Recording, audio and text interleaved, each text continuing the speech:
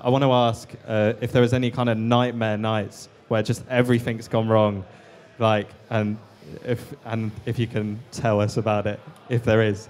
There's been a few, like, I'll give you a few examples. So there was one where we sold out this event. There was one headliner, and he didn't show up. Like, this was like, I remember it being about 10 minutes before his set time.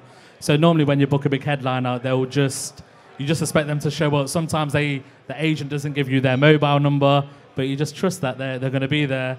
And they didn't show up.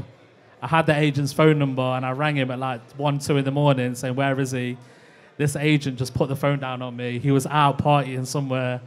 And I was like, wow, like, I don't know what to do right now, because it was a kind of act where it had quite a big pool, where it wasn't just my regular Beastwangers that were there.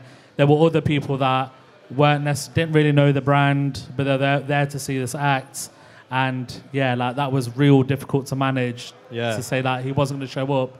And luckily I got my money back after the show, but yeah, that was luckily. So because we was so consistent with putting on club nights, your customers have faith and trust in your brand, and they know that it's not your fault. Yeah. But if I didn't have that consistency with putting on successful club shows, then I think it could have been the end of us. But because we have been consistent, we was able to carry on to the next one. Yeah, because there's probably a lot of stuff that goes wrong on the night, and you've got to be hot on your feet and think.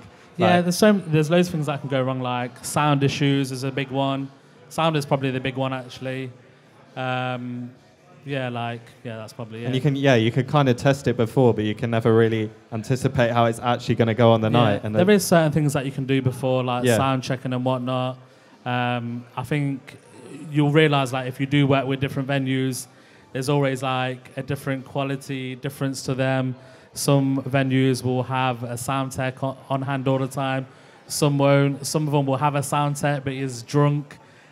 So I think the most important thing is, like, you have to stay sober throughout the majority of the show. Like, it's great putting on club lights, but the one reason why I believe we have been consistent is because we make sure that each show, the experience is spot on, from sound to lighting. It's a lot of work, and it's a lot to think about. And